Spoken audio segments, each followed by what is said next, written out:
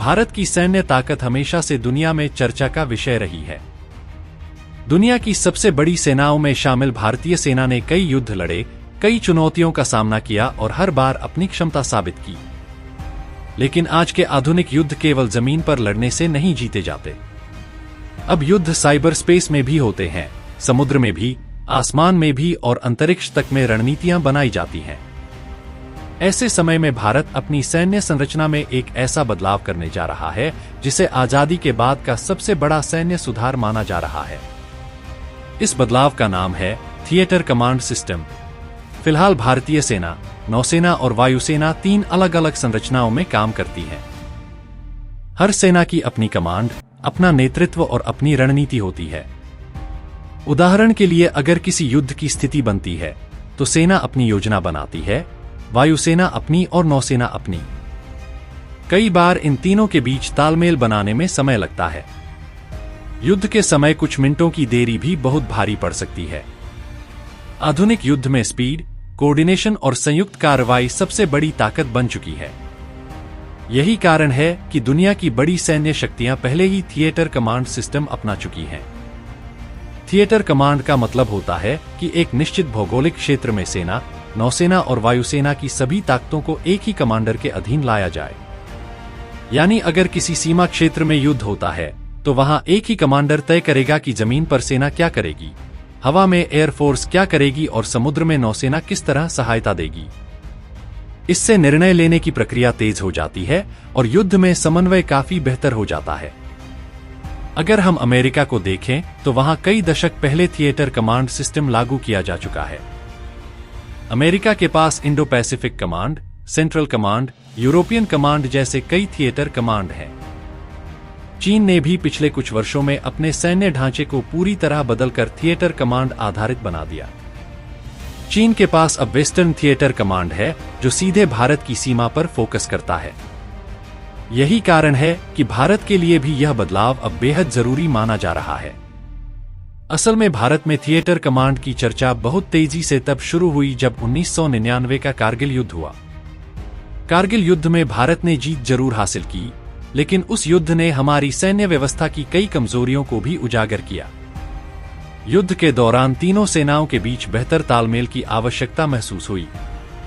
इसके बाद Kargil review committee बनाई गई, जिसने सुझाव दिया कि भारत को संयुक्त सैन्य ढांचे की दिशा में आगे बढ़ना चाहिए। इसी सोच के तहत बाद में चीफ ऑफ डिफेंस स्टाफ यानी सीडीएस का पद बनाया गया। भारत के पहले सीडीएस बने Bipin Rawat. General Bipin Rawat theatre command के सबसे बड़े समर्थकों में से एक थे। उनका मानना था कि भविष्य के युद्ध केवल एक सेना नहीं जीत सकती, बल्कि तीनों सेनाओं का संयुक्त ऑपरेशन ही निर्णायक साबित होगा। उन्होंने बार बार कहा कि भारत को तेजी से थिएटराइजेशन की दिशा में बढ़ना चाहिए। अब समझते हैं कि भारत में थिएटर कमांड का मॉडल कैसा हो सकता है। मीडिया रिपोर्ट्स और रक्षा विशेषज्ञों के अनुसार भारत में मुख्य रूप से कई थिएटर कमांड बनाए जा सकते हैं। इनमें एक उत्तरी थिएटर कमांड होगा जो चीन सीमा पर फोकस करेगा। दूसरा पश्चिमी थिएटर कमांड होगा जो पाकिस्तान सीमा पर नजर रखेगा। इसके अलावा समुद्री सुरक्षा के लिए मैरीटाइम थिएटर कमांड बनाया जा सकता है। यानी हर क्षेत्र की जरूरत के हिसाब से संयुक्त सैन्य कमांड तैयार की जाएगी।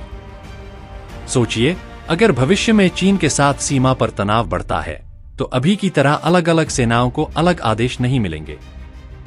थिएटर कमांड में एक ही कमांड सेंटर से तय होगा कि कहां एयर स्ट्राइक करनी है, कहां मिसाइल तैनात करनी है और कहां जमीन पर सैनिकों की मूवमेंट बढ़ानी है। इससे प्रतिक्रिया की गति कई गुना तेज हो जाएगी। लेकिन यह बदलाव जितना आसान सुनाई देता है, उतना आसान है नहीं। थिएटर कमांड लागू करने में कई बड़ी चुनौतियां भी हैं। सबसे पहली चुनौती है तीनों सेनाओं के बीच अधिकारों का संतुलन। हर सेना की अपनी परंपराएं, अपनी रणनीतियां और अपना संचालन ढांचा होता है। ऐसे में एक संयुक्त कमांड बनाना बेहद जटिल प्रक्रिया है। उदाहरण के लिए भारतीय वायुसेना का मानना रहा है कि उसके संसाधनों को अलग अलग थिएटर में बांटने से उसकी ताकत कमजोर हो सकती है। एयरफोर्स चाहती है कि उसके संसाधनों का इस्तेमाल पूरे देश के हिसाब से केंद्रीकृत तरीके से हो। वहीं सेना चाहती है कि सीमा क्षेत्रों में उसे तुरंत एयर सपोर्ट मिले। इन अलग अलग सोच के बीच संतुलन बनाना सरकार और सैन्य नेतृत्व के लिए एक बड़ी चुनौती है। इसके अलावा थिएटर कमांड लागू करने के लिए केवल कमांड स्ट्रक्चर बदलना काफी नहीं होगा।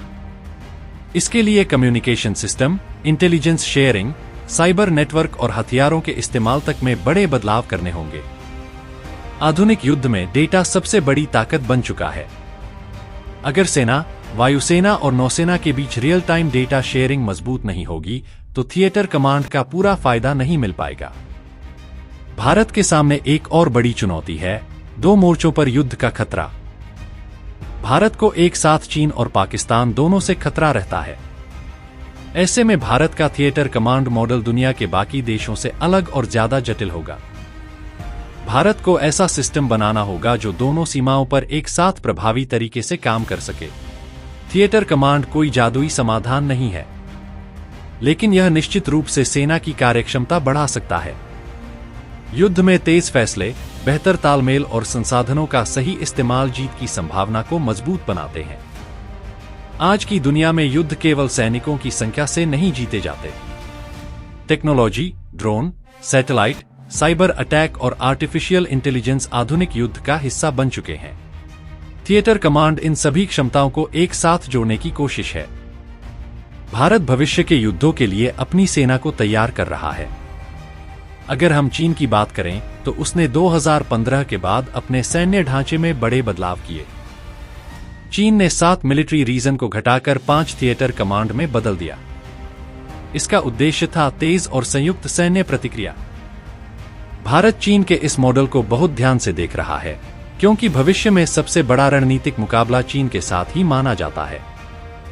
भारत के लिए हिंद महासागर भी बेहद महत्वपूर्ण है। दुनिया का बड़ा व्यापारिक मार्ग हिंद महासागर से गुजरता है। ऐसे में भारत मैरीटाइम थिएटर कमांड के जरिए समुद्री सुरक्षा को और मजबूत करना चाहता है। इससे नौसेना, एयरफोर्स और कोस्टल डिफेंस के बीच बेहतर तालमेल बन सकेगा। रक्षा विशेषज्ञों का मानना है कि लंबे समय में इससे संसाधनों का बेहतर उपयोग होगा।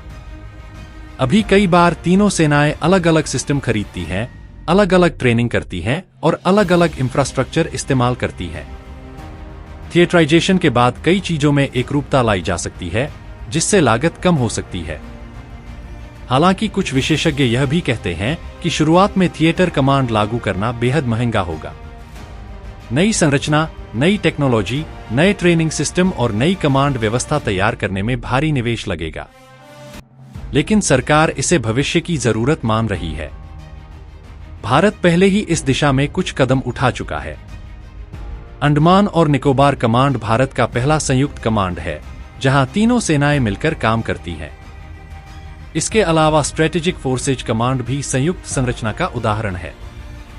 यानी भारत के पास थिएटर कमांड का शुरुआती अनुभव पहले से मौजूद है। जनरल बिपिन रावत का सपना था कि भारत जल्द से जल्द पूर्ण थिएटराइजेशन की दिशा में आगे बढ़े। दुर्भाग्य से हेलीकॉप्टर दुर्घटना में उनकी मृत्यु हो गई, लेकिन उनके द्वारा शुरू की गई यह सोच आज भी आगे बढ़ रही है। वर्तमान सैन्य नेतृत्व और सरकार इस दिशा में लगातार काम कर रहे हैं। अब कल्पना कीजिए भविष्य के युद्ध की। दुश्मन सीमा पर हमला करता है। उसी समय साइबर अटैक शुरू होता है। ड्रोन आसमान में सक्रिय हो जाते हैं। समुद्र में दुश्मन की पनडुब्बियां हरकत करने लगती हैं। ऐसे युद्ध में अलग अलग सेनाओं के बीच धीमा तालमेल बहुत खतरनाक साबित हो सकता है। थिएटर कमांड इसी चुनौती का जवाब है। भारत का लक्ष्य केवल युद्ध लड़ना नहीं, बल्कि दुश्मन को युद्ध शुरू करने से पहले ही रोकना है। मजबूत और संयुक्त सैन्य ढांचा दुश्मन को स्पष्ट संदेश देता है कि भारत किसी भी चुनौती का तेजी और ताकत से जवाब देने के लिए तैयार है। लेकिन थिएटर कमांड की सफलता केवल सैन्य ढांचे पर निर्भर नहीं करेगी। इसके लिए राजनीतिक नेतृत्व, सैन्य नेतृत्व और रणनीतिक सोच, तीनों का मजबूत तालमेल जरूरी होगा। यह केवल एक प्रशासनिक बदलाव नहीं, बल्कि पूरी सैन्य संस्कृति में परिवर्तन होगा। आज दुनिया तेजी से बदल रही है। युद्ध का तरीका बदल रहा है। ऐसे समय में भारत भी अपनी सेना को 21वीं सदी के युद्धों के लिए तैयार कर रहा है। थिएटर कमांड उसी बदलाव का सबसे बड़ा प्रतीक है। तो दोस्तों, भारतीय सेना में आने वाला यह बदलाव केवल एक नई व्यवस्था नहीं, बल्कि भारत की सैन्य सोच में एक बड़ा परिवर्तन है। आने वाले वर्षों में यह तय करेगा कि भारत भविष्य के युद्धों और चुनौतियों का सामना किस तरह करेगा। अगर यह सिस्टम सफलतापूर्वक लागू हो जाता है तो भारत की सैन्य शक्ति पहले से कहीं ज्यादा तेज, आधुनिक और घातक बन सकती है। और शायद इसी वजह से कहा जा रहा है कि थिएटर कमांड भारतीय सेना में आजादी के बाद का सबसे बड़ा सैन्य सुधार साबित हो सकता है। तो दोस्तों, अगली वीडियो में फिर मिलते हैं कुछ और इंटरेस्टिंग फैक्ट और न्यूज के साथ। अगर आपको वीडियो पसंद आए तो लाइक, शेयर और सब्सक्राइब जरूर करें, और अगर आपको किसी और विषय के ऊपर वीडियो चाहिए तो कमेंट में जरूर बताएं। धन्यवाद।